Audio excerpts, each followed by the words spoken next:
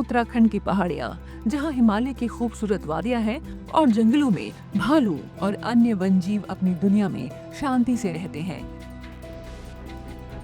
लेकिन अब यहाँ बढ़ रहा है भालू और इंसान का संघर्ष।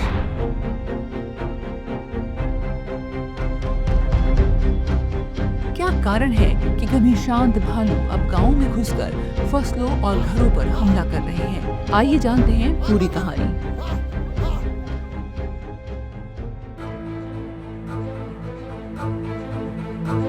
भालू सर्दियों में हाइबरनेशन यानी शीत निद्रा में चले जाते हैं। ये उनके जीवन का सबसे अहम समय है। इस दौरान वे ऊर्जा बचाते हैं और ठंड में जीवित रहते हैं। उत्तराखंड के उच्च पहाड़ी इलाकों में बर्फबारी समय पर नहीं हो रही है।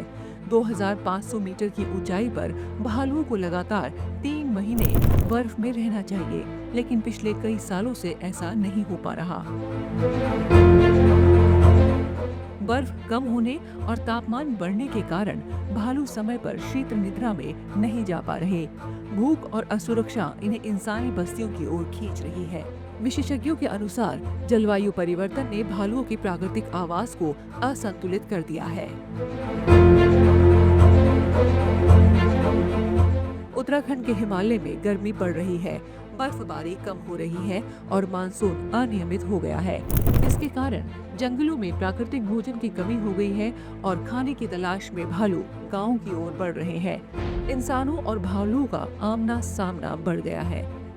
2026 की शुरुआत में जनवरी-फरवरी के महीने में ही भालू के हमले की 9 घटनाएं हो चुकी हैं, जबकि 2025 में इन घटनाओं का आंकड़ा 116 था। आज ये दूसरी घटना, इसको हम झाड़ी से लाए, इस तरह से पीछे से पकड़ करके यहाँ से भालू ने फिर से। पिछले 25 सालों में भालुओं के हमले में 31 लोगों की मौत और लगभग 2000 से ज्यादा लोग घायल हो चुके हैं।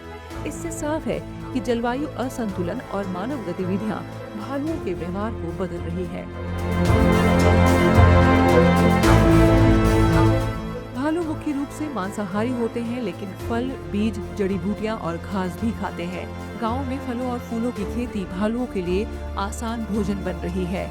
इंसानों और भालुओं का आमना सामना बढ़ा है, जिससे हमला और खतरा बढ़ गया है। अब चमोली, पौड़ी, रुद्रप्रयाग, राजाजी और कॉर्बेट जैसे क्षेत्रों में भालू लोगों के लिए खतरा बनते जा रहे हैं। विशेषज्ञों का कहना है कि अगर भालुओं के लिए जंगल में पर्याप्त भोजन और सुरक्षित स्थान नहीं होगा तो हमले और बढ़ेंगे।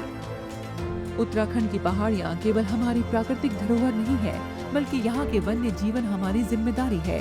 भालू और इंसान का संघर्ष इस बात का संकेत है कि हमें जंगल और गांव के बीच सुरक्षित सह अस्तित्व सुनिश्चित करना होगा। इसके लिए व्यवहारिक कदम उठाए जा सकते हैं। भालुओं के आवास और प्राकृतिक भोजन को संरक्षित करना, गांव और खेतों के चारों ओर सुरक्षित अवरोध बनाना और ग्रामीणों को भालुओं से सुरक्षित रहने के तरीके सिखाना।